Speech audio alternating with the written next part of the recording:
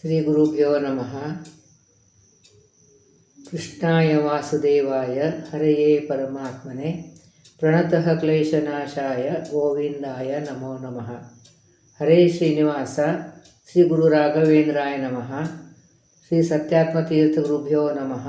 ಶ್ರೀ ಜಗನ್ನಾಥದಾಸ ಗುರುಭ್ಯೋ ನಮಃ. ಎಲ್ಲರಿಗೂ ನಮಸ್ಕಾರ. ನಾವು ಈಗ ನಾಡಿ ಪ್ರಕರಣ ಸಂಧಿಯ ಸಂಕ್ಷಿಪ್ತವಾದಂಥದ್ದು ಒಂದು ಅರ್ಥ ಅನುಸಂಧಾನವನ್ನು ನೋಡ್ತಾ ಇದ್ದೀವಿ. ನಿನ್ನೆವರೆಗೂ 6ನೇ ನುಡಿವರೆಗೂ ಆಗಿದೆ. ಇವತ್ತು 7ನೇ ನುಡಿ. ಮಣಿಗೊಳಗಿಹ ಸೂತ್ರದಂದಲಿ ಪ್ರಣವಪಾದ್ಯನು ಸರ್ವಚೇತನ ಗಣದೊಳೆ ಇದ್ದು ಅನವರತ ಸಂತೈಸುವನು ತನ್ನವರ. ಅದೇ ಈ ಒಂದು ಸರವನ್ನು ಪೋಣಿಸಿದರೆ ಅದಕ್ಕೆ ಆಧಾರವಾಗಿ ಒಂದು ದಾರವನ್ನು ಇರ್ತದೆ. ಆ ದಾರ ಆಧಾರ ಇದ್ರೇ ಎಲ್ಲ ಮಣಿಗಳಲ್ಲಿ ಒತ್ತಾಟಿ ಕೂತ್ಕೊಳ್ತವೆ. ಇದ್ರೆ ಎಲ್ಲೆಲ್ಲೋ ಚೆಲ್ಲಾಪಿಲ್ಲಿಯಾಗಿ ಹೋಗ್ಬಿಡ್ತವೆ. ಅದಕ್ಕೆ ಹೇಗೆ ಆ ಮಣಿಗಳಿಗೆ ದಾರವನ್ನು ಆಧಾರವಾಗಿ ಇರ್ತದೋ ಅದೇ ರೀತಿಯಾಗಿ ಪ್ರಣವಪಾದ್ಯನು ಅಂದರೆ ಓಂಕಾರ ಪ್ರತಿಪಾದನೆಯಾದಂತಹ ಭಗವಂತ ಸರ್ವಚೇತನ ಎಲ್ಲ ಚೇತನ ರಾಶಿಗಳಿಗೆ ಗಣ ಗುಂಪುಗಳಲ್ಲಿ ಎಲ್ಲ ಚೇತನ ರಾಶಿಗಳ ಗುಂಪುಗಳ ಒಳಗೆ ಅದಕ್ಕೆ ಅದು ಇದ್ದು ಅನವರತ ಸಂತೈಸುವನು ತನ್ನವರ. ಶರಣಾಗತರಾದಂಥದ್ದು ಎಲ್ಲ ಚೇತರಾಶಿಗಳಿಗೆ ಚೇತರಾಶಿಗಳಿಗೆ ಒಂದು ತುಂಬಿಕೊಂಡೇ ಇರ್ತಾನೆ. ಅಂದರೆ ಅಲ್ಲಿ ಆಧಾರನಾಗಿ ಇದ್ದಾನೆ. ಒಂದು ಮಣಿಗಳಿಗೆ ಹೇಗೆ ದಾರ ಆಧಾರವಾಗಿರ್ತದೆ ಹಾಗೆ ಭಗವಂತನು ಆಧಾರನಾಗಿ ಭಗವಂತ ಇದ್ದೇ ಇರ್ತಾನೆ. ಅದೇ ಸಂತೈಸುವನು ರಕ್ಷಣೆ ಮಾಡ್ತಾನೆ ತನ್ನವರ, ತನ್ನ ನಿಜ ಭಕ್ತರಾದಂಥದ್ದು. ಈಗ ನಾವು 1 ದಿವಸ ಭಕ್ತಿ ಮಾಡ್ತೀವಿ, 4 ದಿವಸ ಬೈಕೋತೀವಿ. ಇಂಥವ್ರೆಲ್ಲ ನಿಜ ಭಕ್ತರೇ ಇರ್ತಾರೆ. ನಮಗೂ ರಕ್ಷಣೆ ಮಾಡ್ತಾನೆ. ಆ ಭರವಸೆ ನಮಗಿರಲೇಬೇಕು. ಅದೇ ಸ್ವಲ್ಪ ತಡವಾಗ್ತದೆ. ಒಮ್ಮೊಮ್ಮೆ ಕಷ್ಟಗಳು ಬರ್ತವೆ, ನಮ್ಮ ಕರ್ಮಾನುಸಾರ ಕಷ್ಟಗಳು ಬರ್ತವೆ. ಆದರೆ ಅವನು ರಕ್ಷಣೆ ಮಾಡ್ತಾನೆ. ಅದಕ್ಕೆ ಇಲ್ಲಿ ತನ್ನವರ ನಿಜ ಭಕ್ತರು ಅಂತಂದರೆ ಸತತವಾಗಿ ಭಗವಂತನ ಮೇಲೆ ಶ್ರದ್ಧೆ ಇದ್ದವರು ಅಂತ ಅರ್ಥ. ಶ್ರದ್ಧಾ ಭಕ್ತಿ ಇದ್ದಂಥವರು ಜನರು ಅವನು ಭಕ್ತರು. ಅವರಿಗೆ ಯಾವಾಗಲೂ ಅನವರತ ಸತತವಾಗಿ ಅವನು ರಕ್ಷಣೆ ಮಾಡ್ತಾನೆ. ಇದು ಅನವರತ ಸಂತೈಸುವನು ಸಂತೋಷ ಕೊಡ್ತಾನೆ. ಯಾವ ಸಂತೋಷ ಕೊಡ್ತಾನೆ? ನಮಗೆ ಭಗವಂತ ಮೇಲೆ ಭಕ್ತಿ ಮಾಡುವಂತಹದ್ದು, ಸಾಧನೆ ಮಾಡುವಂತಹದ್ದು ಒಂದು ಸಂತೋಷ ಏನಿರ್ತದೆ ಅದನ್ನು ನಮಗೆ ಕೊಡ್ತಾನೆ ಅಂತ. ತನ್ನ ಭಕ್ತರಿಗೆ ಅಂತ. ಪ್ರಣದ ಕಾಮದ ಭಕ್ತ ಚಿಂತಾಮಣಿ. ಪ್ರಣದತಂದರೆ ಬಗ್ಗೆ ನಮಸ್ಕಾರ ಮಾಡಿದರೆ ಶರಣಾಗತರಾದ ಬಗ್ಗೆ ನಮಸ್ಕಾರ ಮಾಡೋರು ನಿಜ ಭಕ್ತರು, ಭಕ್ತಿಯಿಂದ ಮಾಡಿದಂಥ ಭಕ್ತರು. ಆಮೇಲೆ ಪ್ರಣದ ಕಾಮದ ಅಂದರೆ ನಮಗೆ ಕೇಳಿದ್ದನ್ನು ಕೊಡುವಂಥ ಭಗವಂತನ ಅವನೇ ಭಕ್ತ ಚಿಂತಾಮಣಿ ಅಂತಾರೆ. ಇದೊಂದು ಜಡ. ಈ ಸ್ವರ್ಗದಲ್ಲಿದ್ದಂಥ ಚಿಂತಾಮಣಿ ಅದರ ಸೇವೆ ಮಾಡಿದರೆ ನಾವು ಬೇಡಿದ್ದನ್ನು ಕೊಡ್ತದೆ. ಆಮೇಲೆ ಚಿದ ಆನಂದಕ್ಕೆ ದೇಹನು. ಹಾಗೆ ಚಿಂತಾಮಣಿ ಇದ್ದಂತೆ ಭಗವಂತನ ಜಡ ಅಲ್ಲ, ಅವನು ಚಿದಾನಂದ ರೂಪಿ ಪರಮಾತ್ಮ. ಅದಕ್ಕೆ ಚಿದಾನಂದಿಕ ದೇಹನು ಅಂತ ಹೇಳ್ತಾರೆ. ಅಂದರೆ ಇಲ್ಲಿ ಎಲ್ಲ ಅದು ಅಪ್ರಾಕೃತವಾದಂಥದ್ದು ಚಿದಾನಂದಿಕ ದೇಹ ಅಂದರೆ ಸಚ್ಚಿತ್ ಆನಂದರೂಪಿ ಪರಮಾತ್ಮ. ಜ್ಞಾನ ಆನಂದ ಗುಣಗಳಿಂದಲೇ ಆದಂಥ ಅವನ ಶರೀರ ಅಂಥ ಭಗವಂತ. ಆಮೇಲೆ ಅದು ಜ್ಞಾನದಂಥದ್ದು ಅಣು ಮಹತ್ಗತನು. ಅಂದರೆ ಜೀವರಾಶಿಗಳು ಬಹಳ ಸಣ್ಣ. ನಮ್ಮ ಜೀವರೊಳಗಡೆ ದೇಹ ದೊಡ್ಡದಾಗಿದೆ, ಅದ್ರ ಒಳಗಡೆ ನಾನು ಅಂತ ಇಲ್ಲಿ ಒಳಗಿದ್ದೇನೆ. ಎಷ್ಟು ಬಹಳ ಸೂಕ್ಷ್ಮವಾಗಿದ್ದೇನೆ, ಅಷ್ಟು ಕೂಡ ವ್ಯಾಪ್ತರಾಗಿದ್ದಾನೆ. ಸೊ ಅಲ್ಲಿ ಅಷ್ಟು ಸಣ್ಣ ರೂಪ ತಗೊಂಡು ಕೂಡ ನಮ್ಮ ಜೊತೆಲಿದ್ದಾನೆ. ಮಹತ್ಗತನು ಅಂತಂದರೆ ಈ ಬ್ರಹ್ಮಾಂಡ ದೊಡ್ಡದಾಗಿದೆ, ಅಲ್ಲಿ ಕೂಡ ವಿರಾಟ್ ರೂಪದಿಂದ ಪೂರ್ತಿ ವ್ಯಾಪ್ತರಾಗಿದ್ದಾನೆ. ಆಮೇಲೆ ಅಲ್ಪರ ಉಪಾಧಿಯಲ್ಲಿ ನೆಲೆಸಿಪ್ಪ. ಅಂದರೆ ಇದು ಮಹಾನ ರೂಪ ಇದ್ರೂ ಶಕ್ತಿ ಇದ್ದರೂ ಕೂಡ ಅಲ್ಪರಂತೆ ಅವನು ಬಿಹೇವ್ ಮಾಡ್ತಾನೆ, ಅಲ್ಪರಂತೆ ವರ್ತನೆ ಮಾಡ್ತಾನೆ. ಯಾಕೆ ಹಾಗೆ ಮಾಡ್ತಾನೆ ಅಂತ ಆ ಜೀವರಾಶಿಗಳ ಯೋಗ್ಯತಾ ಸ್ವಭಾವಾನುಸಾರವಾಗಿ ವರ್ತನೆ ಮಾಡ್ತಾನೆ. ನಮ್ಮೊಳಗಡೆ ವ್ಯಾಪ್ತನಾದಂಥ ಭಗವಂತ ಪರಿಪೂರ್ಣನಾಗಿಯೇ ಇದ್ದಾನೆ. ಆನಂದ ರೂಪವಾದ ಜ್ಞಾನ ಆನಂದ ಸ್ವರೂಪಿಯಾದಂಥ ಭಗವಂತ ಇದ್ರೂ ಕೂಡ ಅವನಿಗಿದ್ದಷ್ಟ ಜ್ಞಾನ ಆನಂದವನ್ನು ಅವನೇ ಪ್ರಕಟ ಮಾಡೋದಿಲ್ಲ. ಪ್ರಕಟ ಮಾಡೋದು ಆ ಜೀವರಾಶಿಯ ಯೋಗ್ಯತಾ ಸ್ವಭಾವಾನುಸಾರವಾಗಿ ಕರ್ಮಾನುಸಾರವಾಗಿ ಅವನು ಪ್ರಕಟ ಮಾಡ್ತಾನೆ. ಅದಕ್ಕೆ ಅಲ್ಪರ ಉಪಾಧಿಯಲ್ಲಿ ಒಳ್ಳೆ ಅಲ್ಪನಾಗಿದ್ದಂತೆ ಅವನು ಬಿಹೇವ್ ಮಾಡ್ತಾನೆ, ಅವನೇ ವರ್ತನೆ ಮಾಡ್ತಾನೆ ಅಂತ. ಇನ್ನು 8ನೇ ನುಡಿಯಲ್ಲಿ ಈ ಸುಷುಮ್ನ ಆದ್ಯ ಅಖಿಳ ನಾಡಿ ಕೋಶ ನಾಭಿ ಮೂಲದಲ್ಲಿ ನಾಡಿಕೋಶ ಅಂತಂದರೆ ಬಹಳಷ್ಟು ನಾಡಿಗಳಿದೆ, ಸಮೂಹ, ನಾಡಿಗಳ ಸಮೂಹ.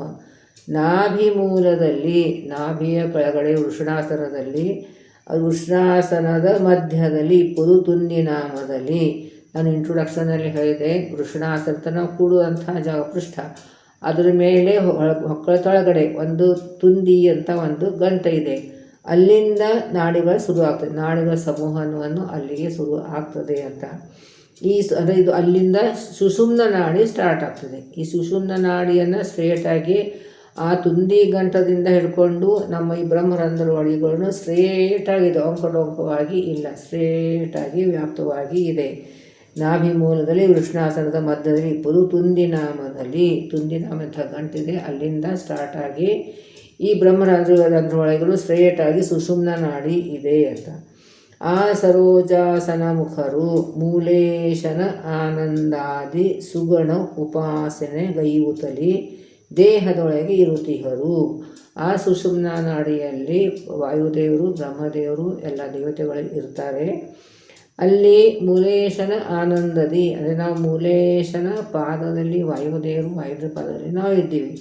ಸೊ ಆ ಮೂಲೇಶನ ಅಂದರೆ ಹೃದಯ ಕಮಲದಲ್ಲಿ ಇದ್ದಂಥ ಅವನ ಆನಂದ ಗುಣರೂಪಗಳನ್ನು ಚಿಂತನೆ ಮಾಡ್ತಾ ಈ ಸುಷುಮ್ನ ನಾಡಿಯಲ್ಲಿ ಎಲ್ಲ ದೇವತೆಗಳು ಇರ್ತಾರೆ. ಬ್ರಹ್ಮ, ವಾಯು ಮೊದಲಾದ ಎಲ್ಲ ದೇವತೆಗಳಲ್ಲಿ ಇದ್ದು ಬಿಟ್ಟು ಗೈಯುತ್ತಲಿ ಉಪಾಸನೆ ಮಾಡ್ತಾನೆ.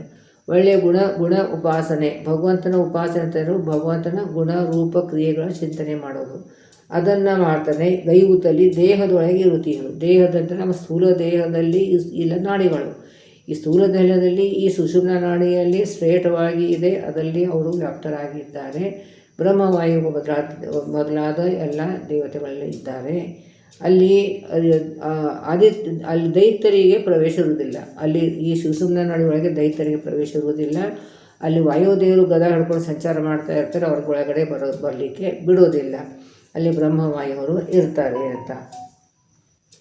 ಇನ್ನು 9ನೇ ನುಡಿಯಲ್ಲಿ ಸೂರಿಗಳು ಚಿತ್ತೈಸುವುದು ಭಾಗೀರಥಿಯೇ ಮೊದಲಾದ ತೀರ್ಥಗಳ ಈರಧಿಕ 70,000 ನಾಡಿಯೊಳಗಿಹವು. ಅದಿಲ್ಲಿ ಜ್ಞಾನಿಗಳ ಚಿಂತನೆ ಮಾಡ್ತಾರೆ. ಈಗ ನಾವು ಬೆಳಗ್ಗೆ ಎದ್ದ ತಕ್ಷಣ ನಾವು ಈ ಧ್ಯಾನ ಸ್ನಾನ ಅಂತ ಇದೆ.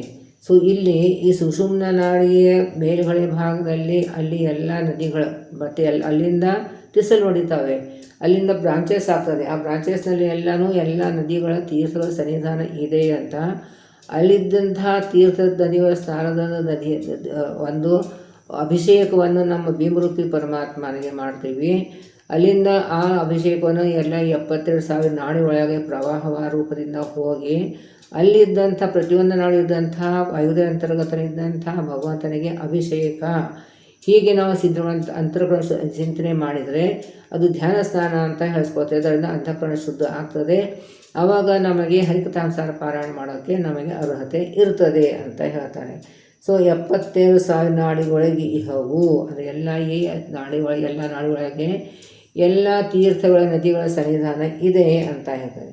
ಈ ರಹಸ್ಯವನ್ನು ಅಲ್ಪ ಜನರಿಗೆ ತೋರಿ ಪೇಳದೆ ನಾಡಿ ನದಿಯೊಳು ಧೀರರು ಅನುದಿನ ಮಜ್ಜನವ ಮಾಡುತ್ತಲೇ ಸುಖಿಸುವರು.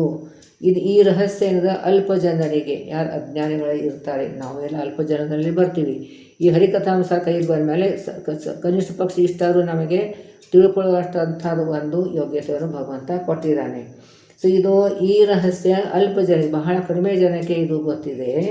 ಇದು ತೋರಿ ಪೇಳದೆ ನಾಡಿ ನಡಿಯೋಳು, ಅಂದರೆ ಇದು ಕಾಣಿಸೋದಿಲ್ಲ, ನಾಡಿಗಳು ಕಾಣಿಸೋದಿಲ್ಲ. ನಾಡಿದಂಥ ನದಿಗಳಲ್ಲಿ ಇದು ಕಾಣಿಸ್ಬೇಕು ನಮಗೆ.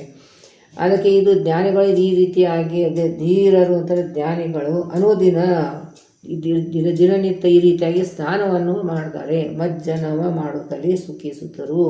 ಈ ರೀತಿಯಾಗಿ ಈ ನಾಡಿ ಒಳಗಿದ್ದಂಥ ನದಿಯ ಸನ್ನಿಧಾನ, ಅಲ್ಲಿದ್ದಂಥ ನೀರದಿಂದ ಈ ನಮ್ಮ ಬಿಂಬರೂಪಿ ಪರಮಾತ್ಮನಿಗೆ ಅಭಿಷೇಕ ಅಂತ ಈ ಚಿಂತನೆ ಮಾಡ್ತಾರೆ. ಮಾಡಿಬಿಟ್ಟು ಸಂತೋಷ ಪಡ್ತಾರೆ. ನಾನು ಬಿಂಬರೂಪಿ ಪರಮಾತ್ಮನಿಗೆ ಪೂಜೆ ಮಾಡಿದೆ, ಅಲ್ಲೇ ಇದ್ಬಿಟ್ಟು ಅಲ್ಲಿದೆ ನೀರು ತೊಗೊಳ್ತೀವಿ. ವಿರಾಟ್ ರೂಪದಲ್ಲಿ ನಾವೆಲ್ಲ ವಿಸ್ತಾರವಾಗಿ ನೋಡಿದ್ದೀವಿ. ಅಲ್ಲೇ ಎಲ್ಲ ದ್ವೀಪಗಳಿವೆ, ಎಲ್ಲ ಸಮುದ್ರಗಳೇ ಇವೆ, ಎಲ್ಲ ಇದು ಘೃತ ದಧಿ ಕ್ಷೀರ ಎಲ್ಲನೂ ಅಲ್ಲಿದೆ. ಅದೆಲ್ಲ ಲೋಕಗಳೇ ಇವೆ. ಅಲ್ಲೇ ಇದ್ದಂಥದ್ದು ಪದಾರ್ಥವನ್ನು ತೊಗೊಂಡು ಅಲ್ಲೇ ಭಗವಂತನಿಗೆ ಅಭಿಷೇಕ ಅಂತ ಮಾಡಿದರೆ ಪಂಚಾಮೃತ ಅಭಿಷೇಕ ಆಗಿಬಿಡ್ತದೆ ಅಂತ. ಸೊ ಈ ರೀತಿಯಾಗಿ ಚಿಂತನೆ ಮಾಡಿ ಜ್ಞಾನಿಗಳು ಸುಖಿಸುವರು, ಸಂತೋಷ ಪಡ್ತಾರೆ ಅಂತ ತಿಳಿಯುವುದು. ಈ ದೇಹದೊಳಗೆ ಇಹ ಎಡಬಲದಿ ಅಂದರೆ ಎಡಕ್ಕೆ ಬಲಕ್ಕೆ ಯಾವ ದೇವತೆಗಳು ಇದ್ದಾರೆ ಅಂತ ಹೇಳ್ತಾರೆ. ಈ ನಾಡಿಗಳು ನಮಗೆ ಬಲಕ್ಕೆ ಎಡಕ್ಕೆ ಎರಡು ಕಡೆಯೂ ಇದೆ. ಬಲಕ್ಕೆ ಪುರುಷ ನಾಡಿ ಅಂತ ಹೇಳ್ತೀವಿ, ಎಡಕ್ಕೆ ಸ್ತ್ರೀ ನಾಡಿ ಅಂತ ಹೇಳ್ತೀವಿ. ಅಲ್ಲಿದ್ದಂತಹ ದೇವತೆಗಳು ಯಾರ್ಯಾರು ಅಂದರೆ ಪುರುಷ ನಾಡಿಗಳಿದ್ದಂತಹ ದೇವತೆಗಳವರು ಹಗಲಕ್ಕೆ ಅಭಿಮಾನಿ, ಎಡಗಡೆ ಇದ್ದಂಥದ್ದು ಸ್ತ್ರೀ ನಾಡಿ ಅಂತಿದೆ, ಅಲ್ಲೇ ಎಲ್ಲ ದೇವತೆಗಳು ಇರ್ತಾರೆ, ಅವರು ರಾತ್ರಿ ಅಭಿಮಾನಿ ಇರ್ತಾರೆ. ಅದಕ್ಕೆ ಅಲ್ಲಿ ಸ್ತ್ರೀ ಪುರುಷ ನಾಡಿ ಅಂತ ಇಟ್ಕೊಂಡು ಹೇಳ್ತೀವಿ. ಆಮೇಲೆ ಅದಕ್ಕೆ ಬಲದಲ್ಲಿ ಎಡದಲ್ಲಿ ಯಾರ್ಯಾರಿದ್ದಾರೆ ಅಂತ ನಾಡಿ ಒಳಗೆ ದಿವಿಜರು, ಜಲಜ ಸಂಭವ ಅಂದರೆ ಬ್ರಹ್ಮ, ವಾಯು, ವಾಣ್ಯಾದಿಗಳು. ವಾಣ್ಯ ಅಂದರೆ ಭಾರತೀ ಸರಸ್ವತಿ, ವಾಣಿ ಭಾರತೀ ಸರಸ್ವತಿ, ವಾಣಿ ಅಂತಾರೆ ಸರಸ್ವತಿ, ಭಾರತೀ ಸರಸ್ವತಿ ಇವರು ಇರ್ತಾರೆ. ಬಲದಲ್ಲಿ ಅದೇ ಬಲಕ್ಕೆ ಇದ್ದಂಥ ನಾಡಿಯೊಳಗೂ ಬ್ರಹ್ಮ, ವಾಯು, ಸರಸ್ವತಿ, ಭಾರತೀಯರು ಇವರು ಇದ್ದಾರೆ, ಅವರು ನಿಯಮನ ಮಾಡ್ತಾರೆ ಅಂತ. ಇನ್ನು ಎಡಭಾಗದಲ್ಲಿ ಯಾರ್ಯಾರಿದ್ದಾರೆ, ಎಲ್ಲರುಣೀಪ ಅಂದರೆ ಶೇಷದೇವರು, ಗಾಳಿ ತಿಳ್ಕೊಂಡಿದ್ದಂಥ ಹಾವು, ಅದಕ್ಕೆ ಎಲ್ಲರುಣೀಪ ಅಂತಾರೆ, ಶೇಷದೇವರು ಹೇಳ್ತಾರೆ. ವಿಹಗೇಂದ್ರ ಅಂದರೆ ಗರುಡ ದೇವರು, ಚಳಿವೆಟ್ಟಳಿಯ ಅಂತಂದ್ರೆ ಈ ಹಿಮವತ್ ಪರ್ವತನ ಅಳೆಯಾದಂಥದ್ದು ಅಳಿಯ, ಅದೇ ಅಳೆಯಾದ ಹಿಮವತ್ ಪರ್ವತನ ಅಳೆಯ ರುದ್ರದೇವರು. ಷಣ್ಮಹಿಷಿಯರು ವಾರುಣಿ ಕುಲೀಶಧರ ಅಂದರೆ ಇಲ್ಲಿ ಗರುಡ ಶೇಷ ಇದ್ಮೇಲೆ ಅವ್ರ ಜೊತೆಗೆ ಅವ್ರ ಹೆಂಡಂದ್ರು ಇದ್ದೇ ಇರ್ತಾರೆ. ಸೊ ಅವರು ಕೂಡ ಇಲ್ಲೇ ಇರ್ತಾರೆ. ಕುಲೀಶಧರ ಅಂತಂತಂದರೆ ಇಂದ್ರದೇವರು. ಕಾಮಾದಿಗಳು ಎಡಭಾಗದೊಳಗೆ ಎಡಭಾಗದಲ್ಲಿ ಈ ದೇವತೆಗಳೆಲ್ಲ ಇದ್ದಾರೆ ಅಂತ ಹೇಳ್ತಾರೆ. ಅದೇ ಬಲಭಾಗದಲ್ಲಿ ಬ್ರಹ್ಮ, ವಾಯು, ಸರಸ್ವತಿ, ಭಾರತಿ ಇದ್ದಾರೆ. ಬಲಭಾಗದಲ್ಲಿ ನಾಡಿಯಲ್ಲಿ, ಎಡಭಾಗದ ನಾಡದಲ್ಲಿ ಗರುಡ ಶೇಷ ರುದ್ರ ಇದ್ದಾರೆ, ಷಣ್ಮಹೇಶ್ವರು ಇದ್ದಾರೆ, ಅವರ ಹೆಂಡತಿ ಸಹಿತ ಇದ್ದಾರೆ, ಇಂದ್ರ ಕಾಮರು ಇದ್ದಾರೆ. ಇಷ್ಟು ಜನ ಈ ನಾಡಿಗಳಲ್ಲಿ ಇದ್ದು ಅವರು ನಿಯಮನ ಮಾಡ್ತಾರೆ ಅಂತ. ನಿಯಮನ ಮಾಡುವಂಥ ಭಗವಂತನೇ, ಯಾಕಂದರೆ ಆದರೆ ಇಲ್ಲಿ ಅಭಿಮಾನಿ ದೇವತೆಗಳು ಇರ್ತಾರೆ. ಆ ದೇವತೆಗಳು ಅಲ್ಲಿದ್ದು ಬಿಟ್ಟು ಅಲ್ಲಿದ್ದಂಥ ಭಗವಂತನ ಪೂಜೆ ಮಾಡ್ತಾರೆ, ಸಂತೋಷ ಪಡ್ತಾರೆ ಅಂತ ಇಲ್ಲಿ ತಿಳ್ಕೋಬೇಕು. ಇನ್ನು 11ನೇ ನುಡಿಯಲ್ಲಿ ಇಕ್ಕೆಲ್ಲದೊಳೆ ನಾಡಿಗಳು ಅಂದರೆ ಎರಡೂ ಭಾಗದಲ್ಲಿ ಇಕ್ಕೆಲ್ಲ ಅಂತಂದರೆ ಎಡಬಲ ಎರಡೂ ಭಾಗದಲ್ಲಿದ್ದಂಥ ನಾಡಿಗಳು ದೇವರ್ಕದೊಡ ಒಂದೊಡ ಆಡುತ್ತಲಿ ಅಂದರೆ ವಿಹಾರ ಮಾಡ್ತಾನೆ. ದೇವತೆಗಳ ಕೂಡಿ ದೇವತೆಗಳ ಜೊತೆಯಲ್ಲಿ ವಿಹಾರ ಮಾಡ್ತಾನೆ ಭಗವಂತ. ಪಂಬಕ್ಕಿದರನು ಅಂದರೆ ಸುಪರ್ಣಪರ್ಣ ಇದ್ದಂಥದ್ದು, ಸುವರ್ಣ ರೆಕ್ಕೆ ಇದ್ದಂಥದ್ದು ಗರುಡ ದೇವರು ಅಂತ. ಜೀವರ ಅಧಿಕಾರ ಅನುಸಾರದಲ್ಲಿ ಅಂದರೆ ಗಮನಶೀಲ ಇದ್ದಂಥದ್ದು, ಅದು ಇಲ್ಲಿ ಗರುಡ ದೇವರದು ಸಹಿತವಾಗಿಂಥದ್ದು.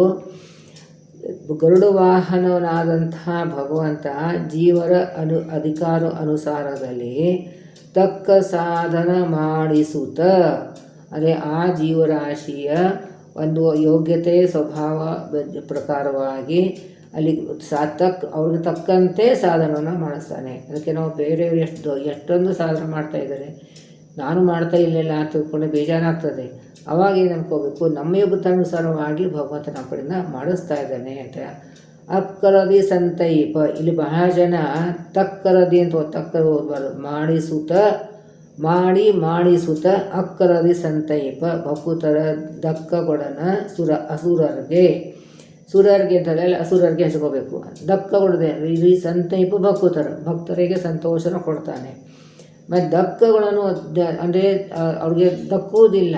ಈಗ ರೈತರು ಕೂಡ ಒಳ್ಳೆಯ ಕರ್ಮಗಳನ್ನು ಮಾಡ್ತಾರೆ, ಅದು ದಕ್ಕುವುದಿಲ್ಲ ಅವ್ರಿಗೆ ಅಂತಂದ್ರೇನು, ಅದರ ಪುಣ್ಯದ ಫಲವನ್ನು ಅವ್ರಿಗೆ ಸಿಗೋದಿಲ್ಲ. ಮತ್ತು ಪುಣ್ಯಕರ್ಮ ಮಾಡಿರ್ತಾರೆ, ಯಾಕೆ ಸಿಗೋದಿಲ್ಲ ಅಂತಂದರೆ ಪುಣ್ಯಕರ್ಮದ ಫಲವಾಗಿ ಅವ್ರ ಪುಣ್ಯಫಲ ಸಿಗುತ್ತದೆ, ಆದರೆ ಐಹಿಕ ಸುಖವಾಗಿ ಕೊಟ್ಟು ಮುಗಿಸ್ಬಿಡ್ತಾನೆ, ಅವರಿಗೆ ಮೋಕ್ಷ ಸಾಧನ ಆಗುವುದಿಲ್ಲ ಅಂತೆ. ಅಸುರರಿಗೆ ಸತ್ಪುಣ್ಯಗಳ ಅಪರಹಿಪ ಅಂದರೆ ಪುಣ್ಯದ ಕರ್ಮವನ್ನು ಪುಣ್ಯದ ಫಲವನ್ನು ಅದು ಮೋಕ್ಷ ಮಾರ್ಗಕ್ಕೆ ತೊಗೊಂಡು ಹೋಗಲಾರ್ದೆ ಐಹಿಕವಾದಂಥ ಕೊಟ್ಟು ಅದನ್ನು ಕೊಟ್ಬಿಡ್ತಾನೆ. ಅಂದರೆ ಅವರಿಗೆ ಮೋಕ್ಷ ಮಾಡಕ್ಕೆ ಹೋಗೋದೇ ಇರುವಾಗ ಕಸ್ಕೊಂಡ್ಬಿಡ್ತಾನೆ. ಅಂದ್ರೇನು, ಈ ನಾವು ಮಾಡೋಂಥ ಕರ್ಮಗಳನ್ನು ಯಾತಕ್ಕೆ ಮಾಡ್ತೀವಿ, ನಾವು ನಮ್ಮ ಮೋಕ್ಷಕ್ಕೆ ಸಿಗಬೇಕು ಅಂತ. ಸೊ ಅದು ಮೋಕ್ಷ ಸಿಗದೇ ಇರುವ ಹಾಗೆ ಅವ್ರು ಅದು ಆ ಪುಣ್ಯವನ್ನು ಕಸ್ಕೊಂಡ್ಬಿಡ್ತಾನೆ, ಮೋಕ್ಷಕ್ಕೆ ಹೋಗುವಂಥ ಪುಣ್ಯ ಕಸ್ಕೊಂಡ್ಬಿಡ್ತಾನೆ. ಆದರೆ ಮಾಡಿದಂಥ ಪುಣ್ಯಕರ್ಮಕ್ಕೆ ಫಲ ಅಂತೂ ಕೊಡಲೇಬೇಕು, ಅದೊಂದು ನಿಯಮ. ಅದಕ್ಕೆ ಅವನು ಭಗವಂತ ಐಹಿಕ ಸುಖವನ್ನು ಕೊಟ್ಟುಬಿಡ್ತಾನೆ. ಅದಕ್ಕೆ ನೋಡಿ ನಮಗೆ ಯಾವಾಗಲೂ ಯಾರು ಭಗವದ್ಭಕ್ತರು ಇರುತ್ತೋ ಅವ್ರಿಗೆ ಕಷ್ಟಗಳು ಜಾಸ್ತಿ ಅಂತ ನಮಗೆ ಈ ಲೋಕದಲ್ಲಿ ಕಾಣಿಸ್ತದೆ. ಅದೇ ನಮ್ಮ ಕಷ್ಟಗಳನ್ನು ತಗೊಂಡು ಸ್ವೀಕಾರ ಮಾಡಿ ಅದು ಬೇಗ ಬೇಗ ಮುಗಿಸ್ಬಿಟ್ಟು ಬೇಗ ತನ್ನ ಮನೆಗೆ ಕರ್ಕೊಂಡು ಹೋಗ್ತಾನೆ ಭಗವಂತ. ಈ ರೀತಿಯಾಗಿ ನಾವು ಅನುಸಂಧಾನವನ್ನು ಮಾಡಬೇಕು. ಇಲ್ಲಿ 14ನೇ ನುಡಿ ಮುಗೀತು. ಮುಂದಿನ ನುಡಿಯನ್ನು ನಾಳೆ ನೋಡೋಣ. ಈಗ ಪರೀಕ್ಷೆ ಇದ್ದದ್ದಕ್ಕೆ ನೀವೆಲ್ಲ ಕಡಿಮೆ ನೋಡಿರಬಹುದು. ಅದೇ ಯಾರ್ಯಾರು ಇದನ್ನು ವಿಡಿಯೋವನ್ನು ನೋಡ್ತೀರಿ, ಇದು ಬಹಳ ಪ್ರಸಾರ ಆಗಬೇಕು ಇನ್ನಷ್ಟು. ಇದು ಸಬ್ಸ್ಕ್ರೈಬು ತುಂಬ ಜನ ಆಗಿದ್ದಾರೆ, ಸಿಕ್ಕಾಪಟ್ಟೆ ಜನ ಸಬ್ಸ್ಕ್ರೈಬ್ ಆಗಿದ್ದಾರೆ. ಅದೇ ಇದು ಟೈಮ್ ತೆಗೆದು ದಯವಿಟ್ಟು ಎಲ್ಲರೂ ರೆಗ್ಯುಲರಾಗಿ ನೋಡಬೇಕು, ಅಧ್ಯಯನ ಮಾಡಬೇಕು. ಹರಿಕಥಾನುಸಾರ ಪಾರಾಯಣ ಅಧ್ಯಯನ ಬಹಳ ಮಹತ್ವವಾದಂಥದ್ದು. ಗುರುಗಳು ನಿಮಗೆ ಅನುಗ್ರಹ ಮಾಡಲಿ, ಇನ್ನಷ್ಟು ಹೆಚ್ಚು ನಿಮಗೆ ಪಾರಾಯಣ ಮಾಡುವ ಹಾಗೆ, ಈ ಅಧ್ಯಯನ ಮಾಡುವ ಹಾಗೆ ಗುರುಗಳು ನಿಮಗೆ ಅನುಗ್ರಹ ಮಾಡಲಿ ಅಂತ ಪ್ರಾರ್ಥನೆ ಮಾಡ್ತಾಯಿದ್ದೇನೆ. ಎಲ್ಲರಿಗೂ ಒಳ್ಳೆಯದಾಗಲಿ. ನಾಹಂ ಕರ್ತ ಹರಿಕರ್ತ ಶ್ರೀಹರಿ ಪ್ರೇರಣೆಯ ಶ್ರೀಹರಿ ಪ್ರೀತ್ಯರ್ಥ ಪತಿ ಅಂತರ್ಗತ ಗುರು ಅಂತರ್ಗತ ಬದ್ಧಾಂತರ ಶ್ರೀ ಕೃಷ್ಣಾರ್ಪಣಮಸ್ತು.